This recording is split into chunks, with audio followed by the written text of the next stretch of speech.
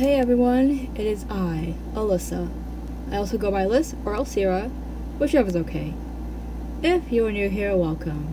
If you're a subscriber or a lurker, welcome back.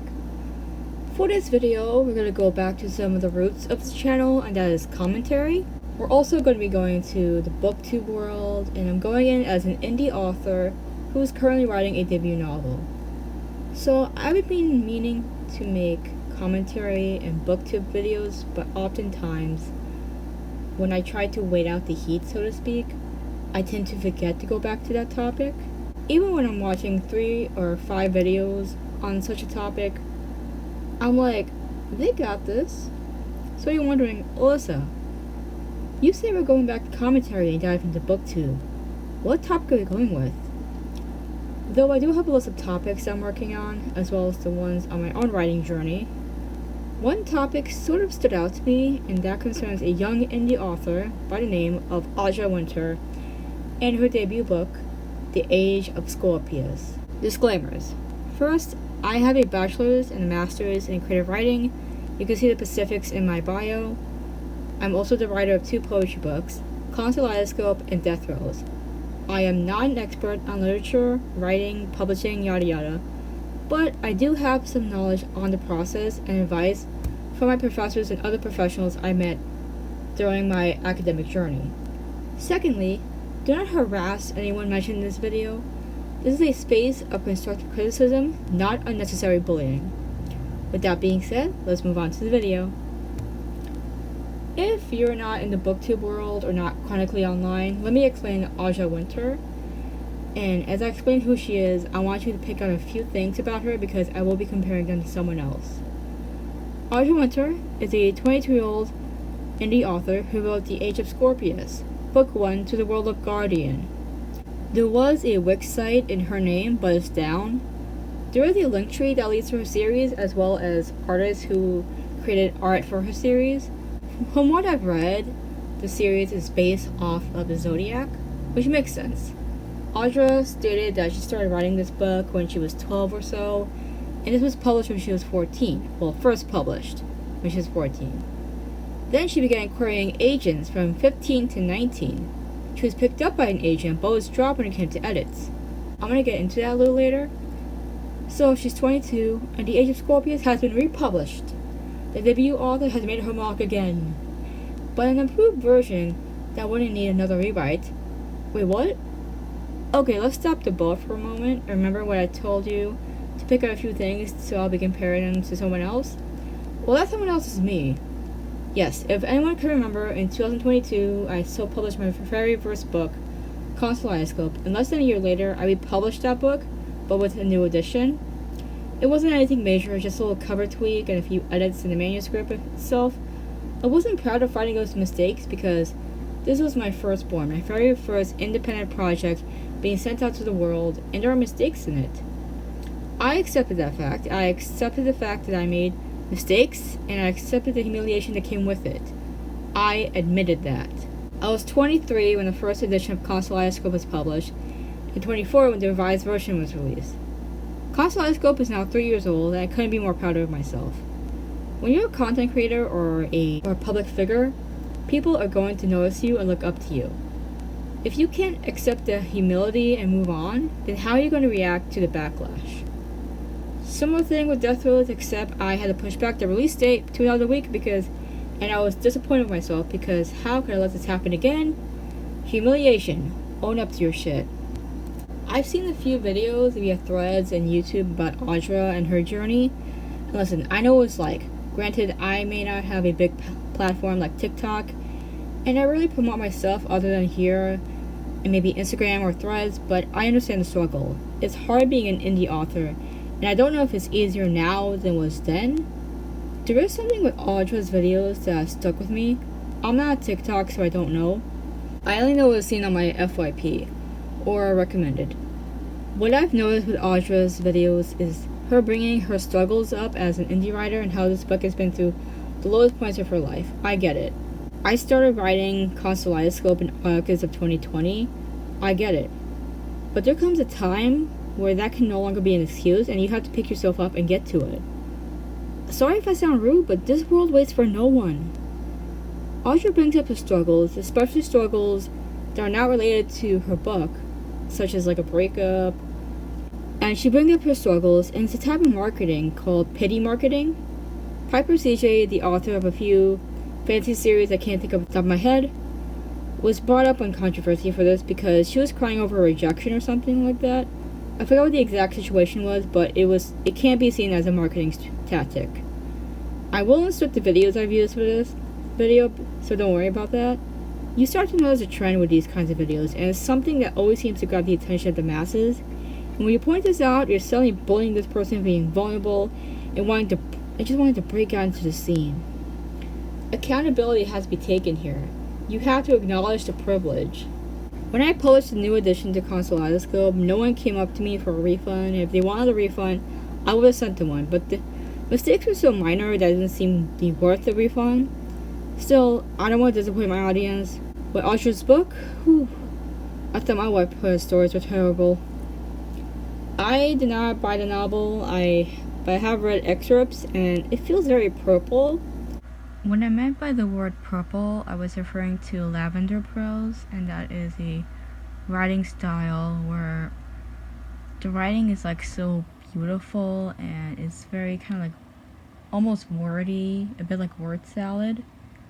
And then when you take it all in one piece and you just break it down, you realize there's no plot to this. It's just being as pretty as can be with nothing to it. First of all, with writing a book, the very first sentence has to grab you. I'm sorry, but it has to be the one. It has to be the hook, line, and sinker. I didn't look at my script properly, and I usually have brackets in place so I know which mean to put in or which action to do. And when I got to the part of reading excerpts, I didn't know. My brackets read the first few sentences, and I just didn't know what that meant. I thought it meant Audra's book, but then there's another bracket that has her book as well, so I was like, okay, what am I doing here? And now I remember I was supposed to read from 3 different books, and 2 of them were fiction, 1 of them was non-fiction. In the original recording, I ended up reading an excerpt from the beginning of one of my novels in progress, and so I cut that part out. And here is Audra's. Here is chapter 1 of The Age of Scorpius. Someone had rewritten the history of Conviction Woods, the cursed forest I called home. Despite all the text describing Conviction Woods as eternally inhabitable, there were hundreds of wartime artifacts scattered amongst the forest grounds. The records had been altered to hide the truth of Guardian's last war, a truth that allowed the woods to protect those mysteriously meant to survive beyond its boundaries. So that's just the first paragraph. And from that first sentence, it doesn't really give much other than just we're building the scene.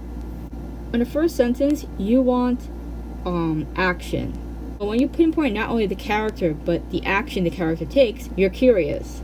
You want to know where this is going. Even in nonfiction, we have action. This is Minor Characters by Joyce Johnson. The Snapshot is in a book now. 4 young men on the Columbia campus on a day in 1945. Early spring, maybe, because the coats of 3 of them are open at the collar, and the tree in the background is bare. They're boys, really. It tells you that we're at a specific moment in time, and we're focusing on these 4 characters on a specific location on some early spring day in 1945. We get characters, we get location, we get the setting. Let me read you something from a fiction book, American Psycho, by Bret Easton Ellis. Abandon all hope, ye who enters here, is scrawled in blood-red lettering on the side of the chemical bank near the corner of 11th and 1st, and is in print large enough to be seen from the backseat of a cab as it lurches forward in the traffic leaving Wall Street, and just as Timothy Price notices the words "bus pulled up," the advertisement for Les Miserables on his side blocking his view. For Price, who was with Pierce and Pierce in 26, doesn't seem to care because he tells the driver he will give him $5 to turn up the radio, Be My Baby on WYNN, and the driver, black, non-American, does so. And by the way, that was just one sentence, and that was an entire paragraph. My sentences were like that. And just from that one sentence, we get not only action, not only setting, location, and all that, but we also get the voice who is speaking. Like the word of like blood red and black and non-American. It tells you what kind of setting we're in and what kind of like atmosphere we're reading into.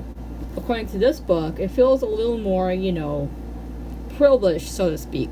This is the 5th season by N.K. Jemisin.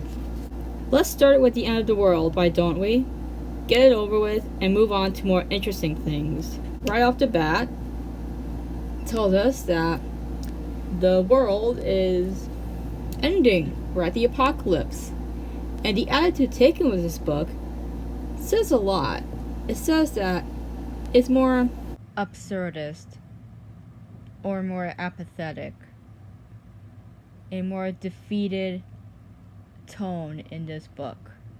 Tell me, which book grabbed you the most? Which one hooked you and brought you up to the surface? Audra was a bit more generic, so to speak. The rest of the paragraph was more into world building and it took a while for action to occur. This was a mistake I encountered when I was writing my sci-fi space novel, and the prologue was just as generic as can be. If you read it, you would have thought it was an essay on space travel. That's how generic it was. With Audra's book, it felt more expository. We don't really get much from the main character other than that their history is being erased. For me, I would have just taken out that first paragraph and just started with the second paragraph, which is, I lingered on the edge of the farthest northern reach of Conviction Woods. Before me stood a crumbled and dilapidated stone arch, old runic etched across the surface, worn away by the structure returning to the earth. A few fallen stones lay scattered across the surrounding ground, freezing into the dirt as ancient remnants conjoined with snow and soil. Beyond the arch's gaping mouth lay Assidious's barren territory. So, we get action, we get a lot of the location. See, when you're starting off a book, you want to start from a very small point of view, a very specific point of view, and then you slowly expand. From seeing Audra's video, it's like she's trying to fight everyone at once, and you just can't do that. You gotta take a break. Give yourself a breather. Plus, Audra's 22. I remember being 22 and stubborn as a bull, but even I had to take accountability for my actions. Audra needs to take a break, and she needs to take accountability. Move on, go work on the next book. I've also heard Audra is recruiting an editor from the community. I highly advise against that because you don't want a yes man. When editors do the edits, they don't directly change the manuscript. They give you options on whether they want to keep a word or punctuation or change a sentence. There are different types of editors. We have developmental editors, proofreaders, that's final step kind of thing. We have line editors and copy editors. Tell me if I missed something. It took a good while for me to find an editor and work out a budget, as I'm unemployed and my parents would help pay for the cost. A website I use to find editors and other professionals is called Reedsy. I'll link that down below. You can also write your manuscripts there, but I haven't done that yet. I'm not sponsored by Reedsy. Before I reach the end, I want to specify this. Just because a young author published something does not mean it'll be terrible. Christopher Paolini published his first novel, Eragon, at the age of 15, and it became a series and was adapted. A book I recently read was self-published by a 16-year-old. That teenager is J.B. Ryder, who is now 18 and has published a sequel to his debut. Being an indie writer or creator, you have to take care of everything. The promotions, the cost, the project itself. When Audra was dropped by her agent, she wanted to use a Kickstarter for a book, and that's a great tool. Another good resource for crowdfunding is Zoop, where I pledged and received a copy of Let Her Be Evil, an anthology edited by Cassandra Jones, and it's about women simply being evil. Another content creator on YouTube by the name of Angelina Scove. She's using Kickstarter to publish her book. Kickstarter uses funds from people, from supporters of the creator who uses that platform. That money goes to the creator itself, which goes into the project. So when the campaign is up and the project is released, people expect a great product. That's what happens.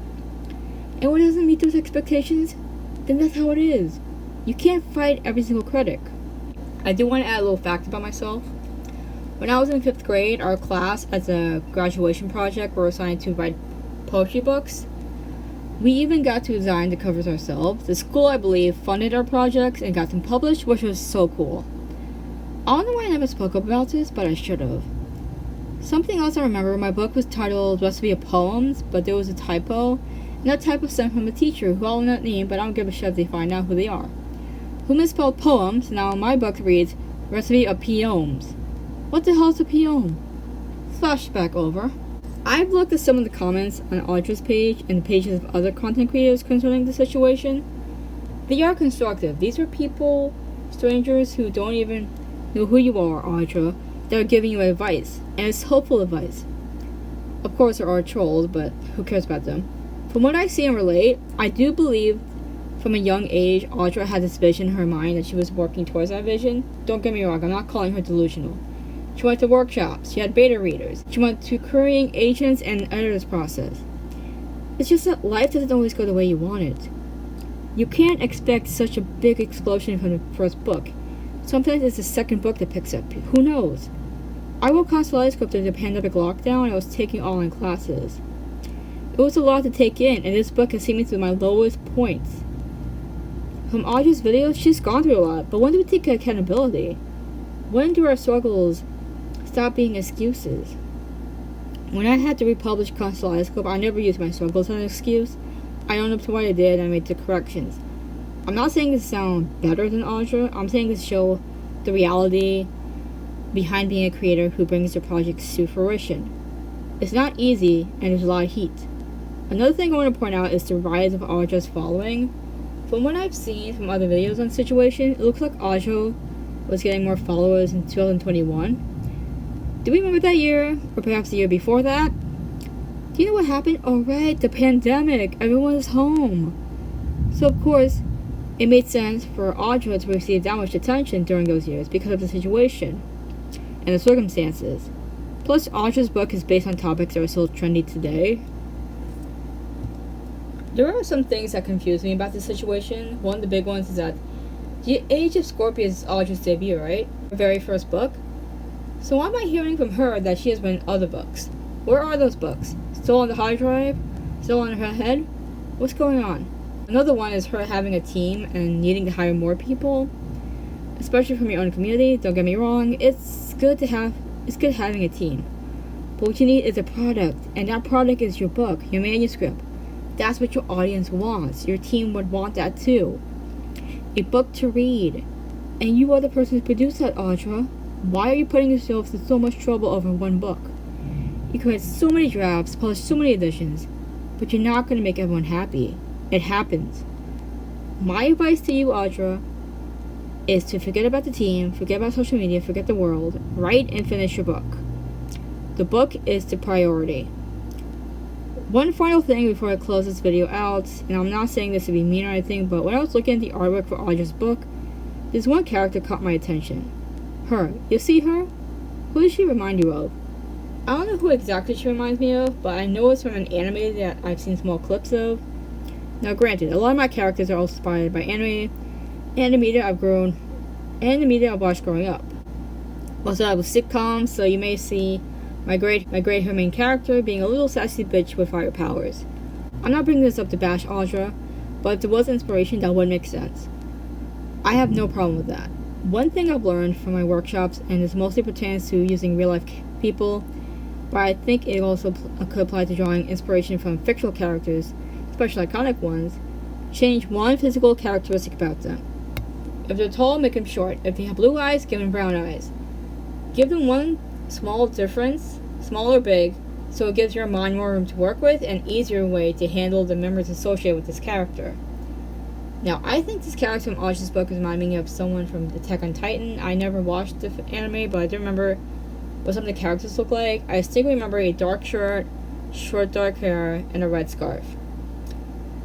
I think I remember seeing her in that. Could be fan art, could be the wrong anime, who knows. If you do have an idea, let me know in the comments. I have referenced several videos for this video, so I'll link them down below in the description. I'll also include the title of books I've mentioned. Hope you all enjoyed this video. If you have a topic you'd like me to talk about, let me know down below. I'm always producing something, and I will make a video soon about my process as a novel writer, as a debut novel writer. Please support me with my affiliate links via Linktree. Also buy Kaleidoscope and Death Throws. Those help a lot. I'm also selling used books that I've read via Pango Books, but only in the US. Sorry, my international audience. Make sure to hydrate and be safe. Bye.